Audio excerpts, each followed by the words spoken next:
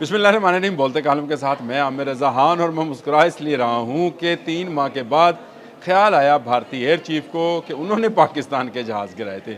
अमरप्रीत सिंह जो हैं शायद सठिया गए हैं और रिटायरमेंट के करीब हैं बेचारे, इसलिए क्योंकि पूरी दुनिया का मीडिया चीख कर आज भी ये बात कह रहा है कि पाकिस्तान ने त्यारे गिराए हैं। जी हाँ, ब्लूमबर्ग ने अभी चंद घंटे पहले ही एक रिपोर्ट शाया की है, आज जिसका स्क्रीनशॉट आप साथ साथ देख भी रहे होंगे।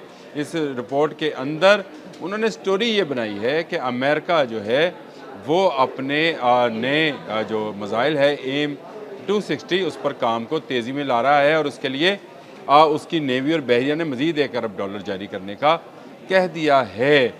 जी हाँ, और उसके लिए उन्होंने कहा कि पाकिस्तान ने हालिया जंग में, जंग मई की बात कर रहा हूँ, हालिया जंग में भारत के जो जहाज़ गिराए वो ज़्यादा रेंज के एयर टू एयर मिसाइल के साथ गिराए थे।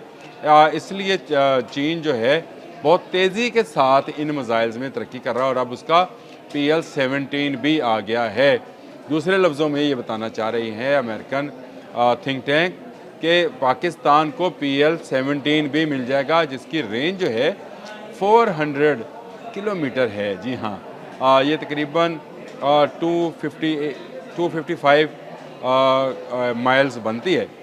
ये रेंज है उस मिसाइल की, और इससे पहले जो पाकिस्तान ने इस्तेमाल किया उसकी रेंज भी जो है वो 300 किलोमीटर के करीब थी, जो PL-15E था, और उसके ज़रिए हमने भारत का राफेल और उसका जो था SU-57 वो सारे गिराए। अब अमेरिकन थिंक टैंक का ये कहना है कि अमेरिकी एयरफोर्स को एक नए जदीद जो है मिसाइल की ज़रूरत है, एयर टू एयर मिसाइल की। लॉकहीड मार्टिन जो है एक मिसाइल पहले भी बनाता है 1993 से ये है, और इसका नाम AIM एम है, जो कि 120 किलोमीटर के फासले पर मार करता है, इसीलिए उसका नंबर AIM 120 है। यानी ये तकरीबन 300-350 किलोमीटर का फासला बनता है। लेकिन अब उनको 400 किलोमीटर से ऊपर का मिसाइल चाहिए, जिसके लिए उन्होंने 260 जो है उसका नंबर दिया है, फिगर दिया है। सॉरी, 120 माइल जो है उसको मैं गलत कैलकुलेट कर गया था। ये तकरीबन बनेगा 250 के करीब, 200 से ऊपर को 250 के दरमियान में कहीं बनेगा। लेकिन अब उनको ज़्यादा मार वाला मिसाइल चाहिए था, तो इसलिए उनकी फ़ज़ाइया और उनकी एयरफोर्स जो है मज़ीद पैसा जो है वो डिमांड कर रही है, और उसमें उन्होंने बहाना जो है वो पाकिस्तान क्या बनाया है कि पाकिस्तान ने चाइनीज़ मिसाइल्स इस्तेमाल कर भारतीय त्यारे गिराए हैं। तो जो एयर चीफ उनके बोंगियाँ मार रहे थे 3 माह के बाद कि उन्होंने गिराए हैं, उसका एक मरतबा फिर ब्लूमबर्ग ने पर्दा जो है चाक कर दिया है, और उनकी खिल्ली उड़ाई है। इसको तो यही कहा जा सकता है कि उनकी खिल्ली उड़ाई गई है।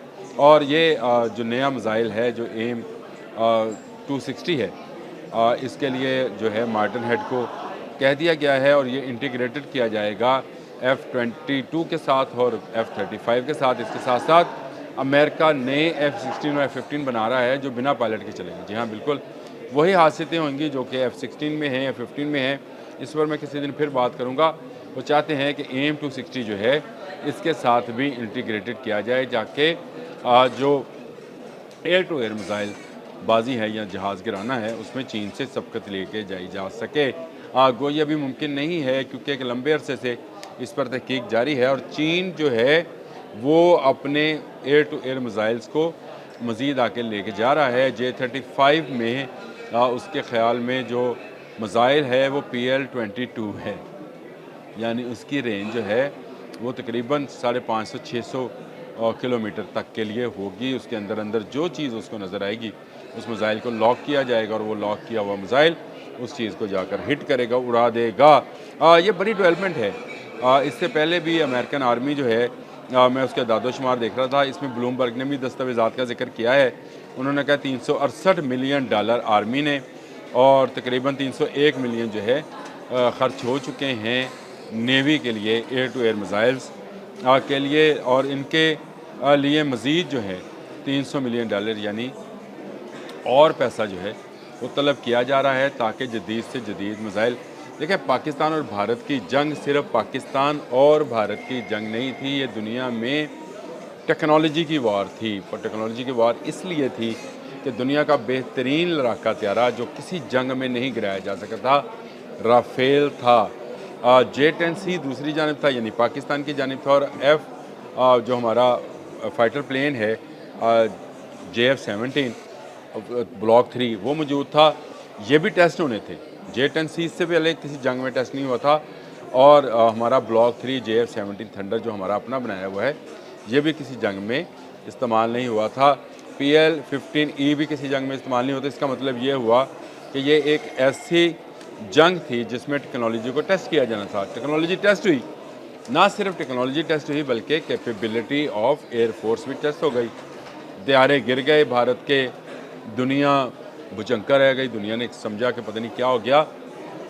सबसे ज़्यादा कान खड़े जिस मुल्क के हुए वो अमेरिका है, क्योंकि अमेरिका आने वाले जंगों में अपना दुश्मन चीन को डिक्लेयर कर चुका है, और इसलिए चीन पर टैरिफ और चीन पर पाबंदियाँ और चीन पर बुला और चीन पर बुला लगाई जा रही हैं, और चीन रशिया के साथ हाथ मिला रहा है। तो इसका मतलब ये हुआ कि अमेरिका को जो सबसे बड़ा ख़तरा है, जो कि इकनॉमिक वार का भी है, वो चीन से है। तो इसलिए वो चाहता है कि उसके पास ऐसे हथियार हों जो चीन से एक दर्जा ऊपर हों। लेकिन चाइनीज़ शायद कहते हैं अंग्रेज़ 100 साल आगे की सोचता है, चाइनीज़ शायद 200-300 साल की आगे की सोचते हैं। इसलिए उन्होंने PL-22 जो है उसको J-35 के साथ इंटीग्रेटेड करने का फ़ैसला किया हुआ है, और ये मल्टी रोल त्यारा है। बहरिया के लिए भी इस्तेमाल होगा और फ़ज़ाइया के लिए भी इस्तेमाल होगा, यानी ज़मीनी अहदाफ़ को भी और बहरी अहदाफ़ को भी निशाना बना सकेगा। ये बड़ी जंग है मिसाइल टेक्नोलॉजी की, लेकिन इसमें क्योंकि ब्लूमबर्ग ने इस बात का एक मरतबा फिर तस्दीक की कि पाकिस्तान ने जहाज़ गिराए हैं इंडिया के, इस पर दिल से खुशी हुई। यहाँ से एक इत्मीनान, एक मुस्कुराहट जो है चेहरों पर आई, खिल गया। मैंने वो पूरा आर्टिकल जो है उसको पढ़ भी लिया, और उसमें वो तमाम चीज़ें शामिल हैं जो कि अमरीकी थिंक टैंक ने नए जहाज़ों में नए मिसाइल्स के लिए जो है उनको कहा है।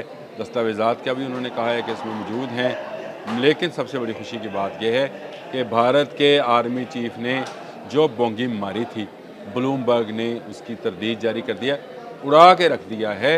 भारतीय अमरदीप सिंह, शायद उनका यही नाम है, एयर चीफ़ को, और उनको जो है उनकी इस बोंगी को उन्होंने पाकिस्तान के जहाज़ 3 महीने के बाद उनको याद आया कि उन्होंने गिराए थे। आज भी हमारे जो वज़ीर दिफ़ा हैं ख्वाजा आसिफ, उनका बयान फ्लोर ऑफ द हाउस मौजूद है कि भारतीय भी अपने जहाज़ ले आएँ, हम भी अपने जहाज़ ले आते हैं, गिनवा लेते हैं किसने किसका जहाज़ गिराया था।